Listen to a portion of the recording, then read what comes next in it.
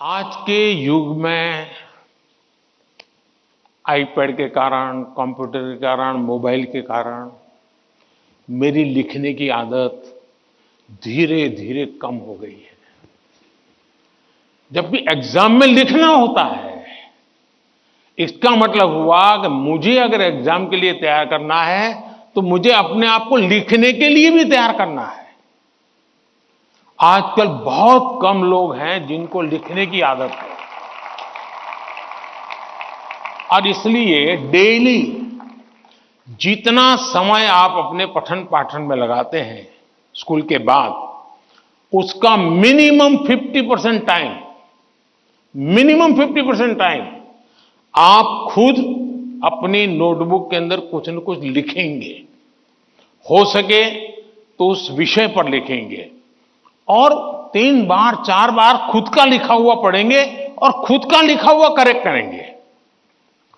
तो आपका जो इंप्रूवमेंट होगा किसी की मदद बिना इतना बढ़िया हो जाएगा कि आपको बाद में लिखने की आदत हो जाएगी। तो कितने पेज पे लिखना, इतना लिखने में कितना समय जाता है, ये आपकी मास्टरी हो जाएगी। कभी कभी मन से विषय आपको लगता है ये तो मुझे आता है।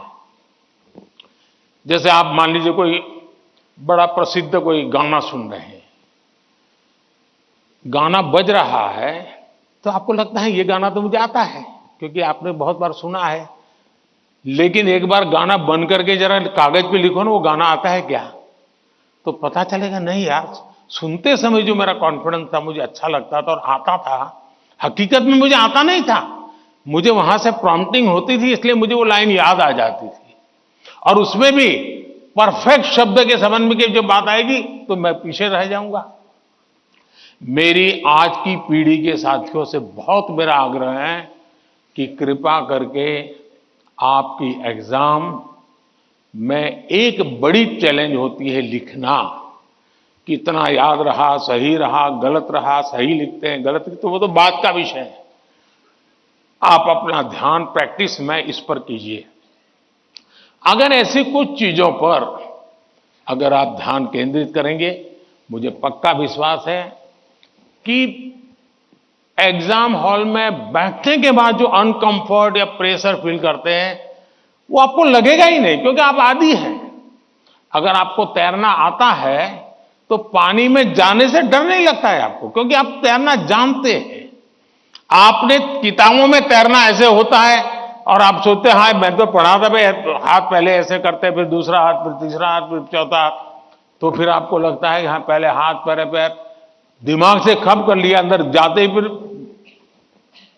मुसीबत शुरू हो जाती है।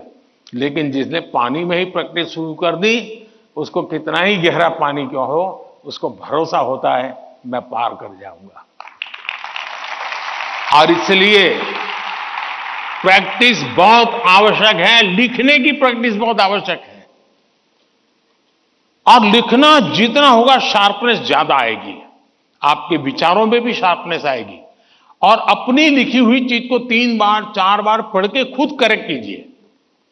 जितना ज्यादा खुद करेक्ट करोगे, आपकी उस पर ग्रिप बहुत ज्यादा आएगी, तो आपको अंदर बैठ करके कोई प्रॉब्लम नहीं होगा। दूसरा, अगल बगल में वो बड़ी स्पीड से लिख रहा है, मैं तो तीसरे क्वेश्चन पे अड़ा हुआ हूं, वो तो 7वें पर चला गया। दिमाग इसमें मत खपाइए बाबा, वो 7 में पहुंचे, 9 में पहुंचे, करे न करे, वो पता नहीं, वो सिनेमा की स्टोरी लिखता होगा। तुम अपने पर भरोसा करो, तुम अपने पर भरोसा करो। अगल बगल में कौन क्या करता है छोड़ो। जितना ज्यादा अपने आप पर फोकस करोगे, उतना ही ज्यादा आपका क्वेश्चन पेपर पर फोकस होगा। जितना ज्यादा क्वेश्चन पेपर पर फोकस होगा, इतना ही आपके आंसर के एक एक शब्द पर हो जाएगा और अल्टीमेटली आपको परिणाम उचित मिल जाएगा।